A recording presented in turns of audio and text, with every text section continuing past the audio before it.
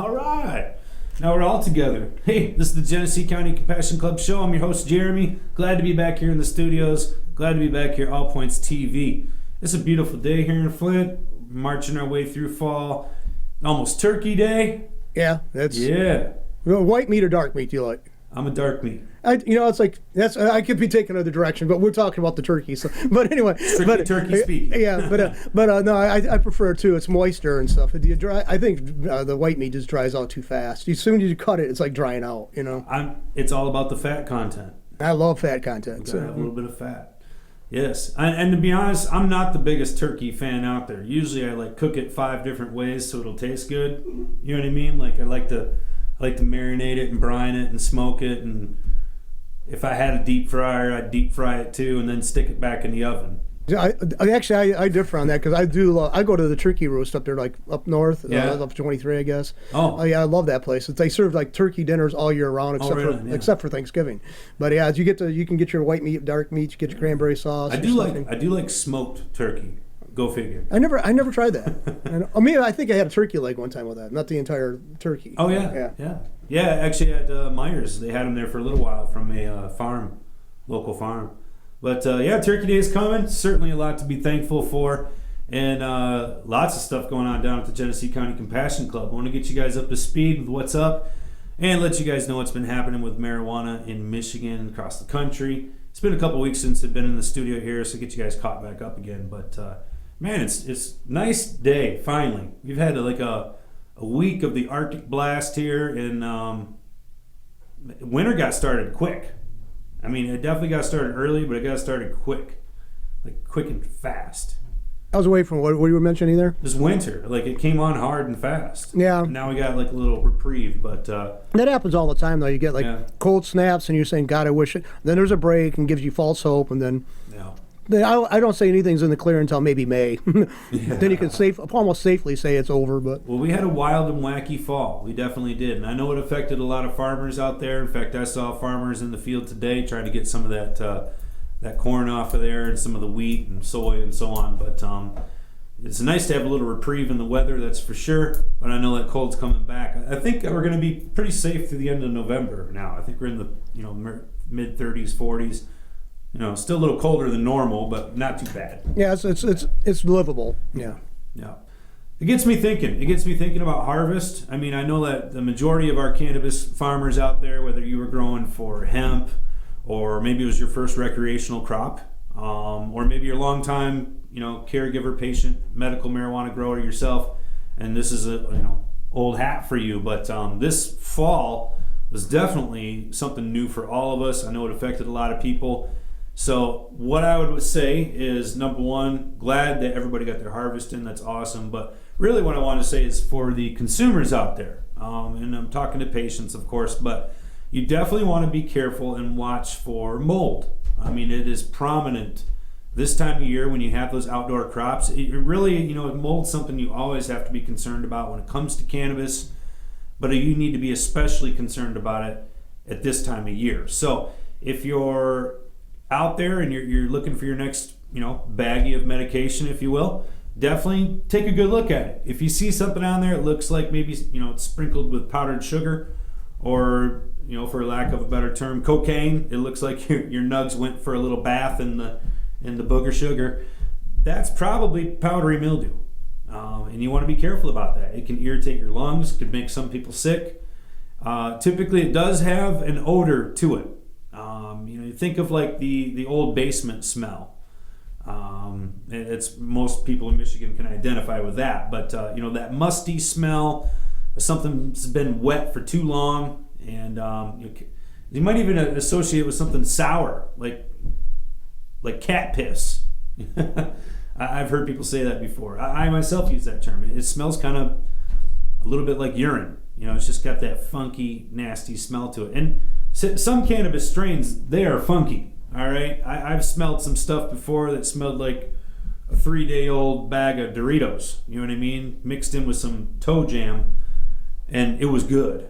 All right, it was good. But there's certain smells out there that just almost not just make you crinkle your nose up, but almost take your breath away. And that's a sign right there. That's your body telling you, don't do this. Don't do this. So it can be a little bit discerning, hard to discern for the consumer out there if you're not sure what you're looking for. But just take a good close look at your nuggets. Crack them open. Get the light on it. Get yourself a magnifying glass if you need to. A lot of mold, it can be spotted visually. All right. And again, the sense of smell is also a real tip for those of you that know how to do that or have a good sense of smell. But the other thing is, if you're smoking something and you feel like it's irritating your throat or your lungs, you find it's hard to inhale or exhale. I mean, we all like to get choked out. Don't get me wrong. It's not what I'm talking about. There is a difference. It's kind of like that. Your throat's too sore because it's been dry, or it's too sore because you're getting sick. There's a difference. You guys know what I'm talking about. And this is kind of the same thing with cannabis. You need to watch how your body responds, and hopefully that can help protect you as well. Thankfully, we've never seen an overdose from cannabis, and to my knowledge, we've not seen deaths related to contaminated cannabis, but it's still something you need to be careful about. If you've got a compromised immune system, maybe someone's young or elderly and their body is not as strong with their immunity, maybe you've had some issues in the past with bronchitis or COPD or pneumonia. I mean, all of these things can be contributing factors, and if you have contaminated product, it certainly can irritate those, set them off, put you in a spin, whatever it may be. But caregivers, you need to be looking out for your patients. If you think your product's contaminated, get rid of it. Throw it out. The only thing I heard really negative about weed is, and I never smoked it, I'm going to keep on going saying on that, but it's paraquat when they put that on the late 70s, remember? Yeah. Yeah, I don't know, you're pretty young, much younger than I am. You're absolutely right. And, thankfully, there's one positive thing, or there's many positive things I can say about legalization, about medical marijuana being legal, is that now you're getting it from much better sources. I mean, where in the past, like John's mentioning there, contaminated sources of, using paraquat, causing all kinds of problems. These were used oftentimes by illegal grows, guerrilla grows, Mexican grows, cartel grows, whatever you want to call it. And yes, it had contaminated pesticides all over it. And we're not talking about mold here. We're talking about pesticides that when they were incinerated or smoked, got even worse. I mean, in some cases, these pesticides actually turn to a form of cyanide. So to give you the idea level of seriousness that we're talking about here, of course, probably 99% of the cannabis out there nowadays, that's not anything you need to worry about. Caregivers aren't at home using paraquat on their plants, and certainly the new licensed facilities are not using anything like that either. But you do need to still be concerned about your black market cannabis, if you will. And I'm not talking about your caregiver on the street corner. I'm talking about that sack that comes in a brick and you know where it came from, but you don't. All right? That stuff, you do need to be careful about it, because there are still cartel grows out there, bad grows, if you will. And what I mean by that is there's no such thing as a bad plant, bad tending of a plant. And paraquat, as John was mentioning, is something that was really harmful in the past. There are more harmful chemicals than that, and they are currently being used. A lot of the cartel type grows that are being done on national forest property right now, they are finding and seizing very, very serious chemicals that are being used on these plants. And the growers are getting smarter, all right? And they understand now that people don't want spider mites in their stuff. They don't want bud rot. They don't want, the consumer's getting more educated now, so the cartel's adjusting for it. And they're trying to create a better product, if you will, but of course there's no concern there for the safety of anything. And the chemicals that they're using to keep that product clean aren't anything that anybody should ever be using on something that's going to be used for human consumption. But that is something you need to be careful about. And I don't think, like I said, that's a product that you're going to typically see from patients and caregivers by any means. You're not going to see it in a licensed facility, but it is out there. And, don't buy that crap. You know what I mean? If it looks like it came in a brick, tell them no. Get it somewhere else. Heaven's sake, there's enough around here. Yeah, just a couple of summers ago, there was this wall right in the. It was like actually part of a dam, and it was covered with the red spider mites. I mean, they're huge. I mean, almost covered this one area, massive. I mean, it was like, I'm showing Jeremy, it's about like over a foot long, wide, and this just swarming. And I just started seeing the vulnerability if you had an outdoor grow operation, just how horrific that possibly could be. I mean, what you have to face, and how you have to keep aware of that, because I couldn't believe the number of these red spider mites that I saw. I mean, at first I saw one, then I saw this. They're all over the place. I mean, just like, oh, it's horrible. Growing outdoors is one thing, but when people are trying to grow illegally in national forests and so on, trying to do it guerrilla style, they have to face a lot of other things as well. Like mice are a real problem for a lot of these growers out there, and they will use all kinds of different poisons, pesticides, you name it, to protect their crop. And that's not anything that anybody should be consuming. So where it may have been unsafe in the past, now that black market stuff is even more unsafe now. But again, find a caregiver, for goodness sake. It's unnecessary. No need to use something like that. Yeah, there's unnecessary to even take the risk. Absolutely. Yeah. Saving your $20-$30, whatever it is, so you can get that extra deal or get that extra couple grams, it's not worth it. You know what I mean? Get it from a caregiver, a licensed caregiver. All right. I do want to talk about some things that are going down at the club. We've got the soup kitchen coming up, of course. I definitely want to remind everybody about that. And, of course, this time of year is... I hope people think about it even a little bit more, being that it's Thanksgiving, being that it's usually the time that we like to give back, to show our appreciation for how good we've got it. And this is our opportunity. So I definitely appreciate everybody and anybody who can show up and help us serve down at the soup kitchen. This is another thing that we do, and I want to make mention of it today, let you guys know, especially G3C club members, because you guys make this happen. So I want to say thank you to you. We have done and are doing this year no differently a charity dinner through a local church. I'll just leave it at that. And we help sponsor, I don't know, anywhere from, I'll just say a couple hundred, leave it at that, a couple hundred meals for families out in Genesee County. So the church is able to help identify needy families through some of the schools in the area.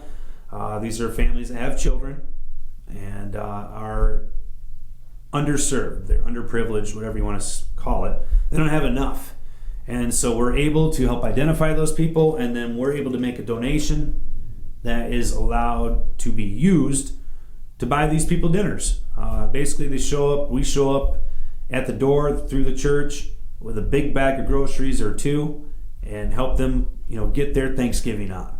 So I think that's awesome. We've done this, I don't know, maybe 5, 6, 7 years now. I can't remember. But I'm very thankful to be able to be a part of this. You guys give yourself a pat on the back. You make this happen.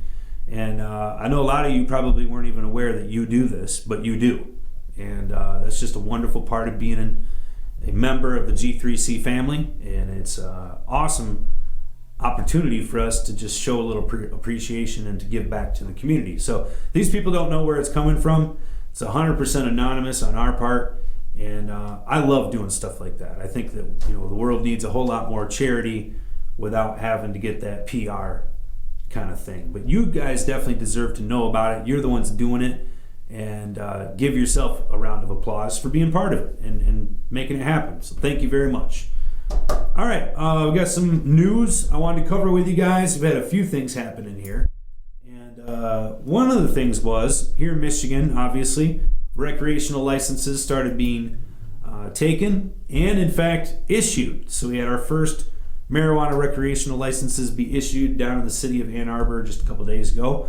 I believe they issued a license to a distribution center and also a processing center. And with more to come on the way. Now, for those of you that were not aware, Michigan began accepting recreational marijuana facility applications on November 1st.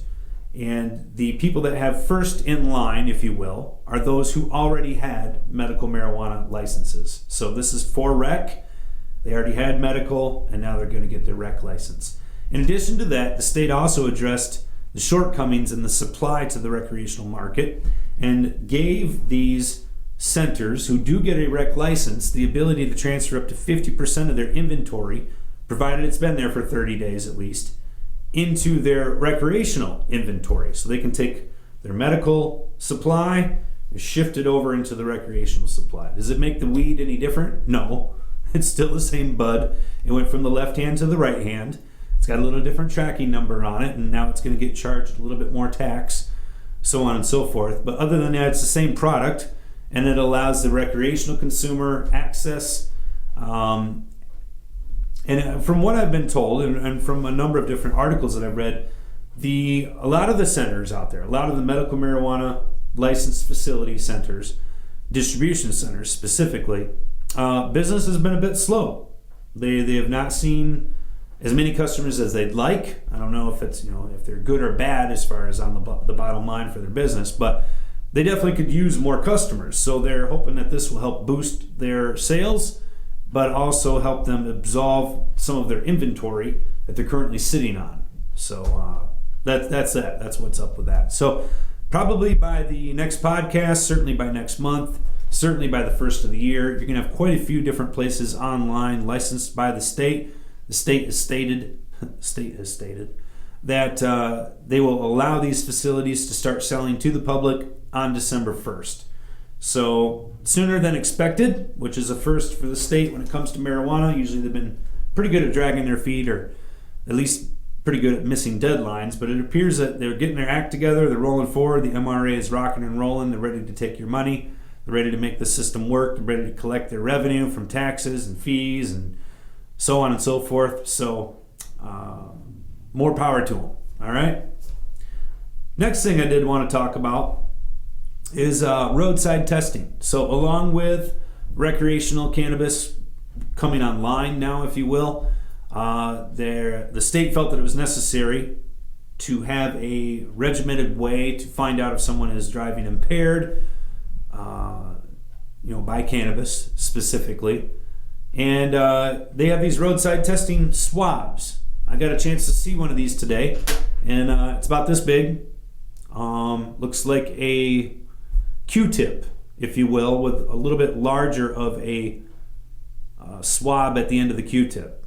And what I was told, I didn't get pulled over, I just got to look at one of these things, but what I was told is that this swab, which is probably about a half-inch long and maybe a quarter-inch in diameter, you're supposed to put it in your mouth, hold it in there until it swells up about the size of a marshmallow.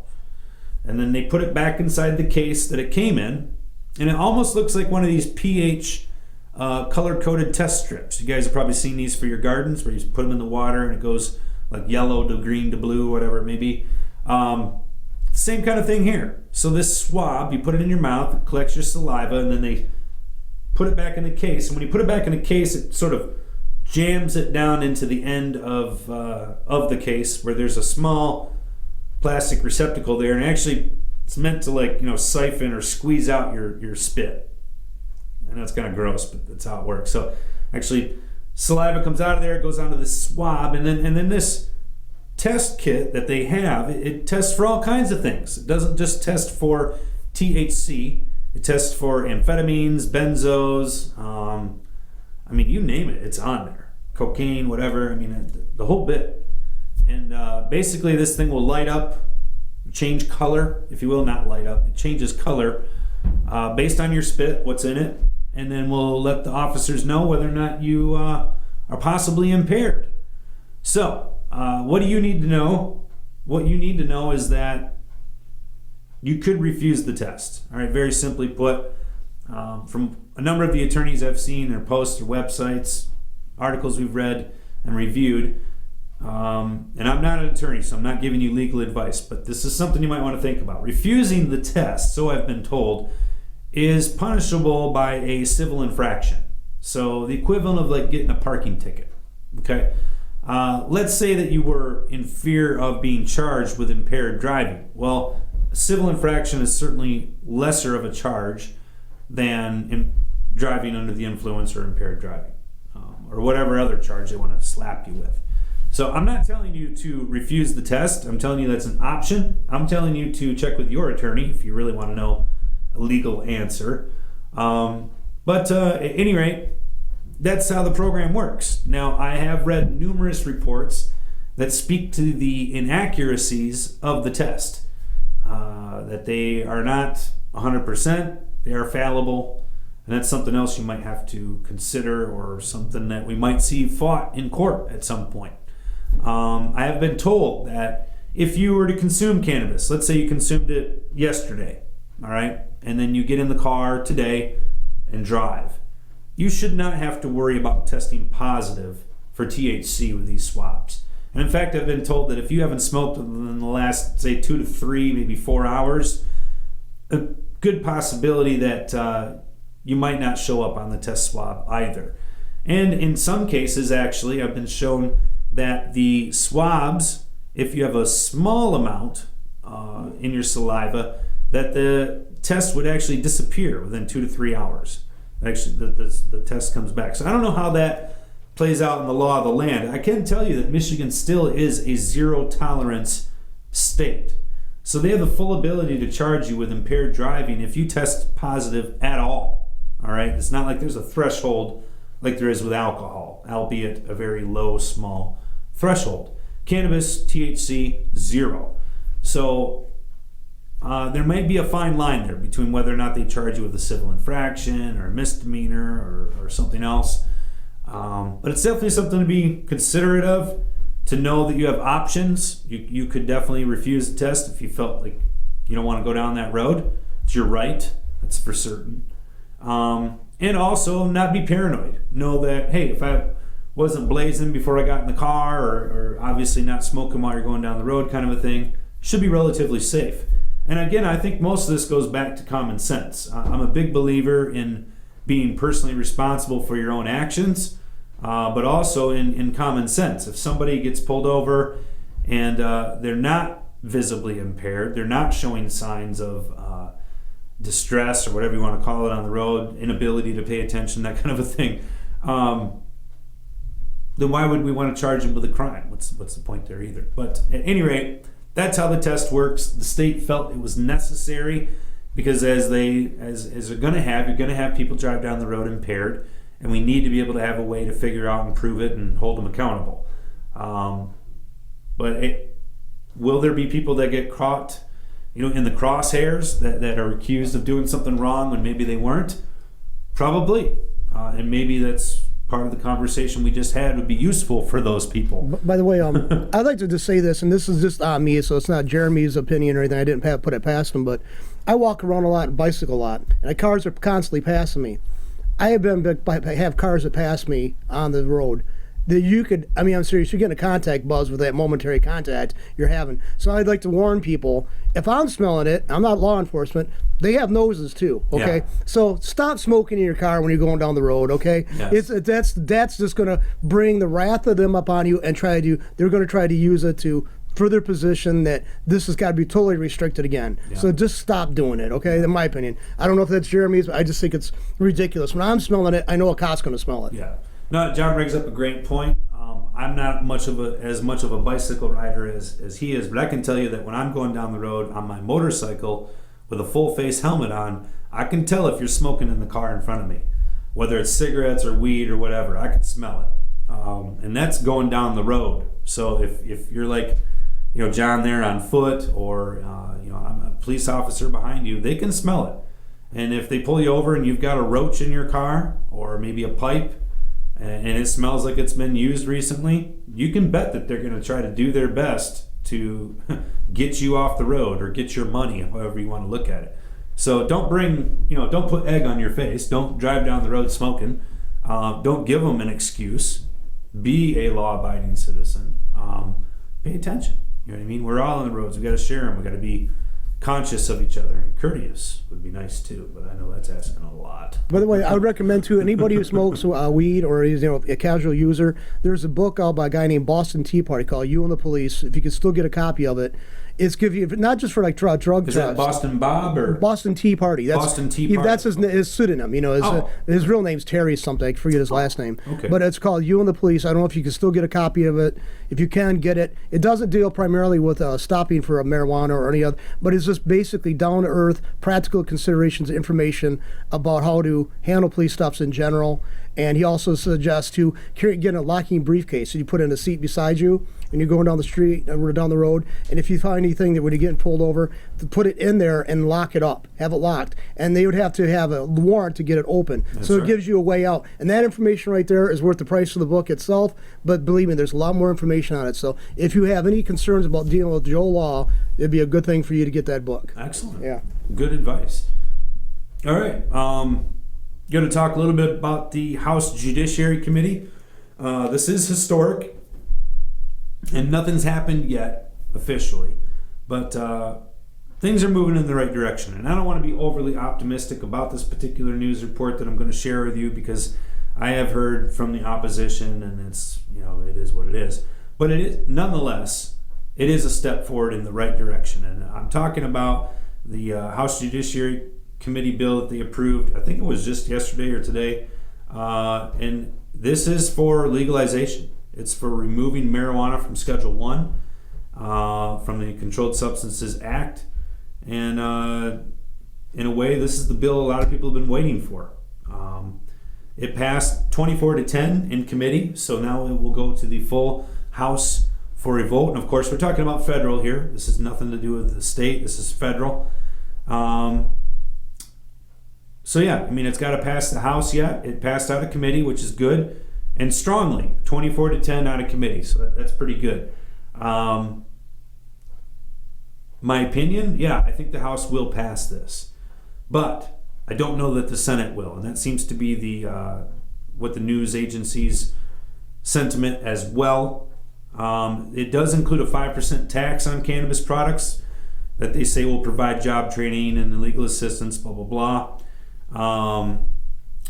Of course, it helps out with decriminalizing it, of course, and not having that.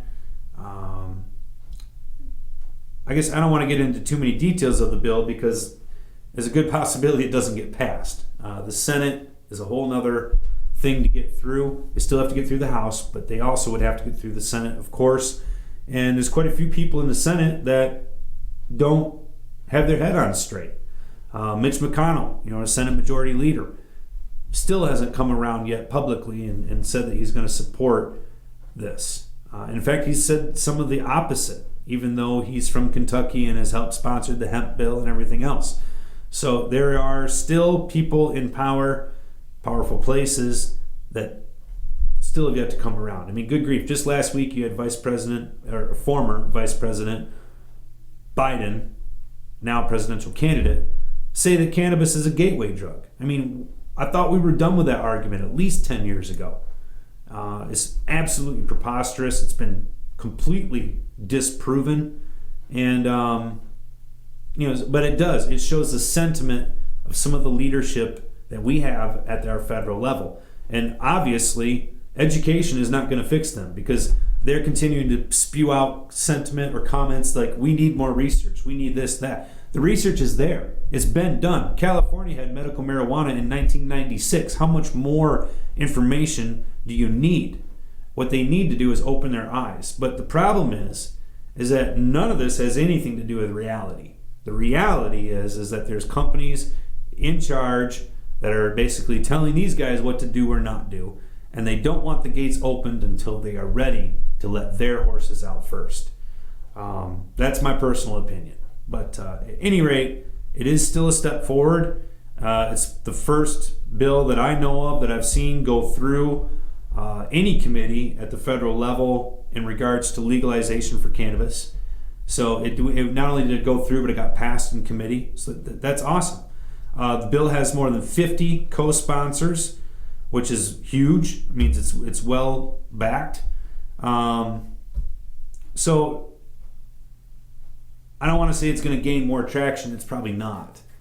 But it would be nice to see if the House passed it.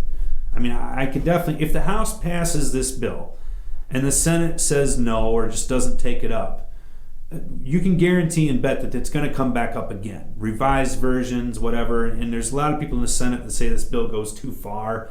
There's probably a lot of people on my side of the story that would say it doesn't go far enough. But at least we're doing something. All right. I think that's a good start. I'll leave it at that. So I thought that was a good thing. I want to say it's House Bill 420. I didn't see the numbers in here. I don't know that the bill number is really all that necessary. If you wanted to call up your federal representative and tell them you support the bill, I'm sure if you just told them you support cannabis legalization, they know what you're talking about.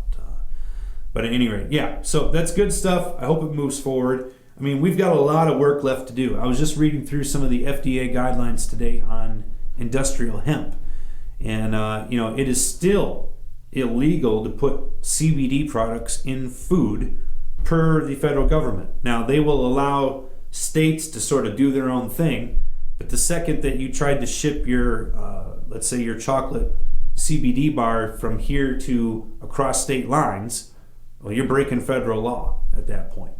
So, yeah, I mean, we're moving forward in certain aspects when it comes to cannabis, and even when it comes to hemp, but we still have a long ways to go. And so we need to keep pushing, all right? So it's good stuff. All right. Let's see here. I think there was...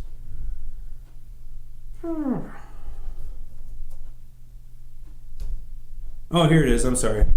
The Marijuana Opportunity Reinvestment and Expungement Act. That's what it was called. It's not the 420 thing. They're calling it the MORE Act. I like that. MORE. Isn't that what the guy in that Blow movie kept saying to him when he kept bringing him the briefcases of weed in the airport? And he'd just look at him and he'd go, more. That was about that guy from Boston, wasn't it? That movie about that's Boston Bob. Yeah, Boston. That's who it's made after. I knew a guy that actually hung out with him. We've had a lot of people from the club get to meet Boston Bob. Yeah. He's done a lot of different expos and shows and High Times Cups. And... He's still alive then? Oh, yeah. Okay, because, the guy who knew, he grew up on the East Coast. This guy I used to hang out with, and he told me that he had met him on a couple occasions. Oh, okay. And the friend of mine's gone now. He passed away a couple of summers ago. But I haven't met him, but from what I've been told, he's a real quality, very nice gentleman, very real nice guy. So, but yeah. Anyways, more. It's called the MORE Act. More. We want more. I had something else here. Now it's escaping me. Oh yes, the one more thing I wanted to cover here today. This deals with Michigan's rec law and Michigan's marijuana recreational law. We passed a number of different things that had to deal with this. One of them was a community's reinvestment program. It's basically a way for the state to help licensees obtain their licenses in urban areas that were most affected by the drug war. So like Flint would be a good example. Battle Creek or Muskegon or some of these other urban areas, Detroit, that have been heavily affected by the drug war, no doubt, impacted negatively. And what this would do is simply allow these licensees easier access by lowering their fees and some of their other social equity programs, but to get access or gain access into this cannabis market as businesses. And the state has done a few things, but what the state has not done is allocated any money towards the program at all.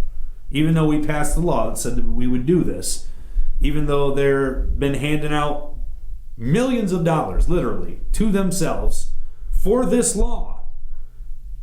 But what they haven't done is executed on the full parameter of the law and allocated the money like they're supposed to for this program. So they talk about it, they've talked about rolling it out and what they're going to do and this and that, and those things are positive, those are good, but they need to finish the job and put the money in it that was supposed to go into it. All right? But you definitely want to check that out. It's a social equity sharing program. It's part of the rec law, and it's one of the first times we've seen something like this. This is a new concept that was put into the law, and I think it's pretty interesting. I think it'll be interesting to see how that works out, if it actually gets utilized and played out. We've seen a number of large companies come into Michigan, and from what I'm being told, once the time limit runs out on companies that are exclusive to Michigan, which in some cases already has, we've got more large companies moving in. In fact, just the other day, we had a license being issued to a new center, and I'm trying to remember which, I think it was actually in Lapeer. And the parent company that owns this company that opens in Lapeer has 8 out-of-state dispensaries. So we're seeing money come in from other areas, which is not a bad thing. I'm not shaming them or saying anything negative about that. But what we also want to see is the people from this state benefit because of this state. And especially some of the people, like this law references, that were highly impacted by the drug war negatively, and now could use some ways to get out, could use some business building, could use some entrepreneurship in their lives and in their communities. And we need to see that, all right? Because we've already seen the other side. They're coming in, and they're continuing to come in. They got money. They're buying stuff up. Good for them. But let's make sure we leave room for the little guys too, for the people that, this is actually for. So, all right, that's what I wanted to share with you guys today. I want to thank you for being with me here on the podcast. Facebook people, I love you, and I really appreciate you being there. And I can see somebody typing to me right now, but I, for the life of me, cannot read that. It's too small. I'm so sorry. John, maybe you can tell him something or not. I'll tell you what. I'll go in there and I'll read it, and I'll let you respond. I'll be is there a question there? I'd be glad to respond. Okay, because I can't see it now because I have your I got stream. Yeah, and I see it popping up here, but like I said, I can't read it. Hold on, I'll see if I can find it. Okay. I'm getting old. Oh, hold on, I'll see if I can find it on here. So okay? It's really small though. I'll see if I can go do it. Okay. All right. See, hold on here. Okay, it's like taking a while to pull it up. It's all right. We got time. Yeah. See. Let's see. Okay. Okay. Here, hold on here. It's like our kind of download upload is kind of slow today, so. Yeah. We don't have to go through all the comments or anything, but if somebody had a question, I'd be glad to. I can't see anything here. Hold on here. Touch on that. Dang. You got to comment yourself to see the comments? Yeah, I'm thinking that's what it is. Good old Facebook. Yeah, I can't see. Yeah, I can't see it. I can't see the comment there when I pull it up on my phone right now. That's okay. Well, maybe we'll be able to go back and type in later a response if there's anything there. But I definitely appreciate any input you guys give to us. Any suggestions for future shows, I'd be glad to take them. Your jokes, whatever. Criticize me, that's fine too. Roast me, I don't care. All right. John, thanks for being with me today. I definitely appreciate it. allpointstv.com. Please make sure you guys, if you get a moment, check out some of their other podcasts. John and I were having an interesting conversation today before we got started about one of the other podcasters here at All Points TV, Mr. Randy Moss. I said his name right? No, George Moss. George Moss. Randy Moss. He plays football. Sorry. George Moss. Now, is he still a professor down at U of M? No, he hasn't done that in a few years. But okay. He was a teacher at Beecher for 39 years in the Beecher district, and he's also a scholar extraordinaire. So yeah, and obviously he's not on here doing school lessons or anything. But the reason we were talking about him is because he has a plethora of information, a lot of stuff about Africa. You're saying Africa, Egypt, and in particular, and also. Just also a constitutional scholar. Constitutional scholar as well. Yeah. So, but yeah, I wanted to bring it up because he does have a very interesting podcast. He covers a lot of different subject matter. Is extremely educational, very well knowledged man. I know that's probably a terrible statement, isn't it, John? He's laughing at me right now. I like it, but I follow it. But yeah, but no, definitely someone that you can aspire to and learn a lot from. So make sure you check out his podcast if you get some time. But thanks for being with me today. I definitely appreciate it. Thanks for being down at the Genesee County Compassion Club. If you guys haven't made it in there in a while, please make sure you do. We got some new additions to the club, new decorations. We got a smoker shed now, so if you're a cigarette smoker, you can do so with a little shelter over your head.